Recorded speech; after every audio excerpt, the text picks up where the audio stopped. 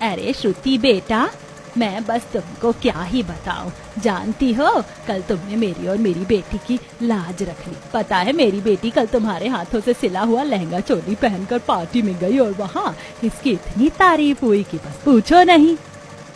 हाँ श्रुति दीदी, आप जानती हो वहाँ काफी अमीर लोग भी आए हुए थे और सभी ने मेरी ड्रेस को देखकर बस एक ही सवाल किया कि ये ड्रेस किस डिजाइनर की है।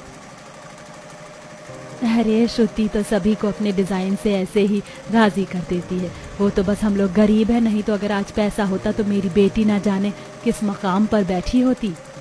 अरे माँ, आप भी ना ऐसे क्यों बोलती हो? मुझे कोई ख्वाहिश नहीं है कि मैं बड़ा नाम कमाऊं। मैं ऐसी जिंदगी से भी काफी खुश हूँ। आपकी यही सादगी आपको बाकियों से बेहतर बना देती है। आप अभी भी कुछ सिल रही हो क्या?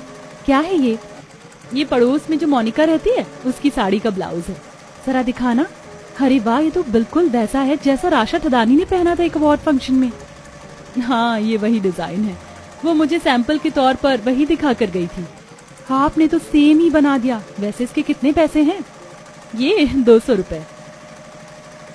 ये कपड़ा पता भी अगर किसी नामी ग्रामी डिजाइनर से बनवाओ ना तो वो हजारों रुपए मांग लेगा। और बेटा, तू तो अपने मुनासिब पैसों से भी कम मांगती है। अच्छा, चलती हूँ, ये ले तेरी ड्रेस बनाने की कमाई। जया श्रुति को पैसे दे गई, जिसके बाद श्रुति ने वो पैसे अपनी माँ को दिए और फिर वो सिलाई करने को बैठ गई। श्रुति एक गरीब लड़की थी जो सिलाई करके अपने माँ बाप को थोड़ा घर खर्च में सहारा लगाती थी। श्रुति के घर में उसका कोई भाई बहन नहीं था। वो अपने माँ बाप के साथ गरीबी में लेकिन खुशी से समय बिता रही थी। मोहल्ले में भी श्रुति की सिलाई बहुत ज्यादा पसंद की जाती थी। ऐसी सिलसिला जारी था और आज के दिन भी श्रुति सिलाई ही कर रही थी कि तभी उसके पास उसी की पड़ोसन शांति भागी हुई आई। अरे श्रुति, अरे घर में तो है। बोलू, क्या बात है काकी? देख तो जरा मोनिका ये तेरे लिए अपने कॉलेज सिलाई। बोल रही है कि किसी जगह यहीं आसपास फैशन डिजाइनिंग का शो होने वाला है। तू तो कितनी अच्छी डिजाइनर है, तू हिस्सा ले लेना। अगर तू हिस्सा लेगी तो इससे पूरे गांव को तेरे ऊपर गर्व महसूस होगा। नहीं काकी, हाँ मुझे सिलाई पसंद है और मैं आप सभी के लिए कपड़े सिलती भी हूँ, लेकिन मेरा ऐसे किसी कॉन्टेस्ट वगैरह में पार्टिसिपेट करने का इरादा नहीं है। मैं ऐसे भी खुश हूँ। वो तो हम भी जानते हैं बेटा कि तू ऐसा कुछ नहीं करना चाहती, लेकिन बेटा जरा सोच, अगर तू जीत गई तो इससे पूरे गांव का नाम रोशन हो जाएगा। मैं आपकी बात को समझ रही हूँ काकी, लेकिन आप भी तो मेरी बात को समझो। अरे क्या समझना समझाना है श्रुति बेटा, तू सब कुछ छोड़ और मेरी बात को सुन। यही पास वाले शहर के ना एक फैशन डिजाइनिंग का कॉन्टेस्ट होने वाला है। पता है, वहाँ विदेशों से भी लोग भाग लेने आ रहे हैं और सबसे जरूरी बात, जो जज है ना वो दुबई के हैं। तो उसमें भाग क्यों नहीं लेती? अरे मैं भी तो इसे यही बताने आई थी, लेकिन ये है कि मान ही नहीं रही है। अरे आप लोग समझ क्यों नहीं रहे हो? श्रुति बेटा मान जाना, जब सभी लोग इतना बोल ही रहे हैं तो अप्लाई करके देख ले। माँ आप समझती क्यों नहीं? ऐसे कॉन्टेस्ट फ्री नहीं होते हैं। अरे बेटा फ्री ही है, तभी तो हम आए हैं। हमारे बोलने से तू जाना। सभी ने श्रुति को इतना ज्यादा फोर्स किया कि श्रुति हिस्सा लेने को मजबूर हो गई। उसका कोई इरादा नहीं था, लेकिन फिर भी उसने हिस्सा लिया और फिर वो कॉन्टेस्ट के लिए ड्रेस बनाने लगी। श्रुति बेटा, तू ना बिल्कुल भी ना घबराना। अगर ड्रेस बनाने को किसी चीज की जरूरत हो तो बता देना, मैं दिलवा दूंगी। माँ मुझे इतनी उम्मीद नहीं है कि मैं जीत जाऊंगी।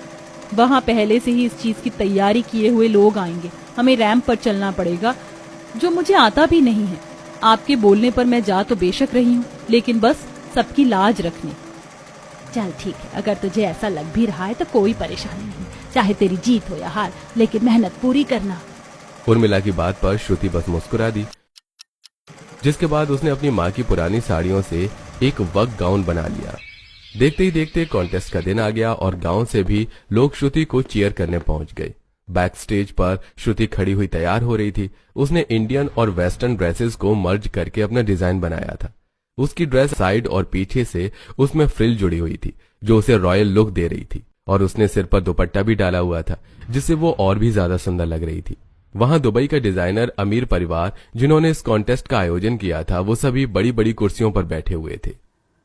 अभी कितनी देर और लगेगी कॉन्टेस्ट के शुरू होने में? मैं गर्मी से मर रही हूँ। तो अब सभी मॉडल्स और डिजाइनर्स अपने डिजाइन रैंप पर पेश करेंगे। आलोक के बोलते ही एक विलायती लड़की बड़े ही ढंग के साथ मॉडलिंग करते हुए आई और कॉन्फिडेंस से वॉक करके वो वहां से चली गई।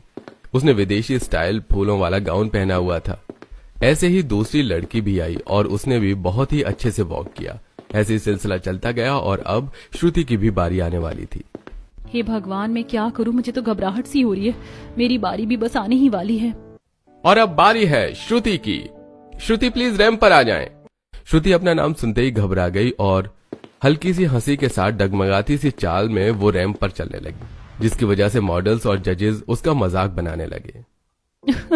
ये कैसी मॉडल है, इतनी लो कॉन्फिडेंस। अरे नहीं, सभी मेरा मजाक बना रहे हैं। मुझे पता था कि मुझसे ये नहीं हो पाएगा। श्रुति को काफी शर्मिंदगी हुई। सभी भीड़ उसका मजाक बना रही थी, लेकिन ऐसी भीड़ में एक अजनबी ऐसा भी था जिसने श्रुति की इस घबराहट पर ध्यान ही नहीं दिया। कुछ ही देर के रिजल्ट अनाउंस हुआ और एक अंग्रेज मॉडल उसमें जीत गई।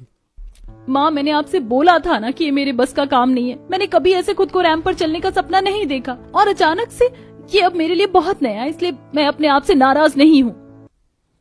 ये सबसे अच्छी बात है बेटा। सबसे जरूरी है कोशिश करना और हार ना मानना। चाहे तू कैसे भी चली, लेकिन तूने अपनी चाल को पूरा किया तो बस और क्या चाहिए। और बेटा एक बात बता दूं, कभी कभी जो हमें दिखाई नहीं देता ना, वहां से भी रास्ते खुल जाते। पता नहीं तेरा यहाँ आना हो सकता है किसी और काम को अंजाम देना हो। पता तो कुछ भी नहीं है, लेकिन मेरा यहाँ आना भला किस चीज को अंजाम दे सकता है। एक तरफ श्रुति अपनी माँ से ऐसे ही बातें करते हुए अपने घर जा रही थी, तो वहीं दूसरी तरफ क्या तुझे वो गांव की लड़की पसंद आ गई जिससे रैंप पर चला भी नहीं जा रहा था? मजाक मत करो देवर जी, आप हमारे लिए कोई गांव की नौकरानी नहीं ला सकते हो। बेटा, इस लड़की का तो हमसे कोई मेल भी नहीं। वो कितनी गरीब है और हम लोग कितने अमीर हैं। माँ, अमीरी गरीबी से क्या होता है, दिल मिलना चाहिए। मुझे तो वो पहली नजर में ही बड़ी अच्छी लगी। कॉन्टेस्ट में हर लड़की के चेहरे पर एक अलग सा गुरूर था, लेकिन वो पानी की तरह साफ थी। माँ, आपको अपने बेटे की पसंद पर रजामंदी नहीं है क्या? दोनों भैया ने तो अपनी पसंद से ही शादी की है। नकुल की बातें सुनकर भवानी को समझ नहीं आया कि अब वो क्या बोले। पीछे से हिमांशी नकुल से बोली, देवर जी एक बार सोच कर तो देखो, आपकी पहुंच दुबई तक है। दुबई के कितने अमीर अमीर लोग आपको जानते हैं और आपको एक गरीब लड़की से शादी करनी है, और वो भी एकदम लो कॉन्फिडेंस। बस कीजिए, उसे कुछ मत बोलिए। हर लड़की सभी जगह कंफर्टेबल नहीं हो पाती है, समझिए आप।